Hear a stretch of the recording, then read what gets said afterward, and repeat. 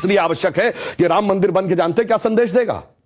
दुनिया का इतिहास भरा पड़ा है कि भाई भाई की गर्दन काट के गद्दी पे बैठा, बेटा बाप को मार के गद्दी पे बैठा। यह दुनिया को एक संदेश देगा कि एक ऐसा भी महापुरुष है, एक ऐसे भी भगवान है, एक ऐसी महान संस्कृति है जहां पिता के एक वचन के लिए संपूर्ण राज्य छोड़कर बेटा जंगल में चला जाता है। जहां जिसको राज मिलने वाला होता है वो खड़ाऊ रख के शासन करने लगता है, दूसरा भाई जंगल में चला जाता है। यह संदेश देगा। और दूसरा संदेश जानते क्या देगा? आज दुनिया में देखिए क्या है, रशिया ने यूक्रेन पर अटैक किया हुआ है, हमास ने इजराइल पर अटैक किया हुआ है, चाइना ने पहले तिब्बत को एक्वायर किया, अब ताइवान के ऊपर नजर है, कुवैत को इराक ने कैप्चर कर लिया। एनेक्सेशन, सब्जुगेशन एंड डोमिनेशन, पूरी दुनिया में कॉन्फ्लिक्ट है। भगवान राम ने क्या संदेश दिया? जब लंका को जीता, क्या एनेक्सेशन किया, अपने राज्य में मिलाया? नहीं। उसका सब्जुगेशन किया, कोई अपना डिप्यूटी अपॉइंट किया? नहीं।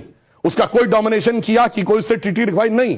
कहा भाई अपने अपने धर्म का पालन करो, बस हम इतने ही में करते हैं। तो पूरी दुनिया को जियोपॉलिटिकल संदेश अगर कोई देगा तो वो ये देंगे। और मैं एक बात और कहना चाहता हूं, जो आपने कहा राम शब्द का अर्थ जानते क्या है?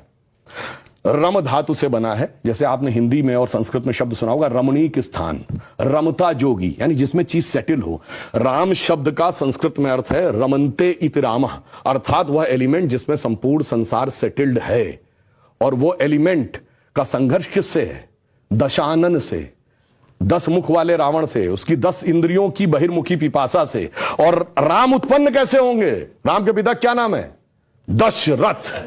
तो 10 इंद्रियों को रखेंगे तब भगवान, तब डिवाइन एलिमेंट आपके अंदर उत्पन्न होगा। Extrovert tendency of all the 10 senses को डिस्ट्रॉय करेगा और धर्म स्थापित होगा। जब ये कहने लगते हैं ये राम वो राम, तो मुझे जानते क्या नजर आता है? वही बच्चों को एलिमेंट्री पढ़ाया जाता है 1 2 3, फिर आगे जाके वो फ्यूचर में एमएससी मैथमेटिक्स भी करता है, बैलिस्टिक इक्वेशन भी बताता है।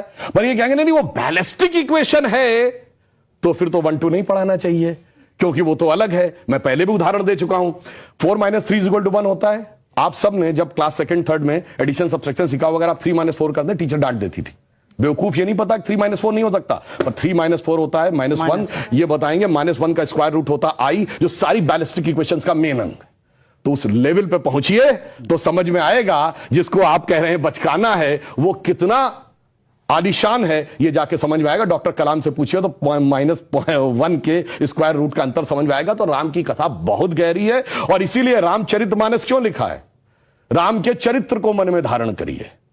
रावण हर चीज में राम से बड़ा था जब राम लीला कर रहे थे। वैसे तो वो ईश्वर है, हर चीज में बड़ा, पैसे में बड़ा, उनके बाद सोने की लंका, उसके बाद रावण रथी विरत रघुवीरा। अगर देखा जाए पावर में उनसे ज्यादा बड़ा, 10 आदमियों की ताकत उसको, उनसे बड़ा पंडित मुस्सा जोधा और ना कोई दूजा है। अपने शीशों को काट काट शंकर को मैंने पूजा। वो कहता इतने बड़े पुजारी तो राम भी नहीं थे। फिर किस कारण से वो हार गया?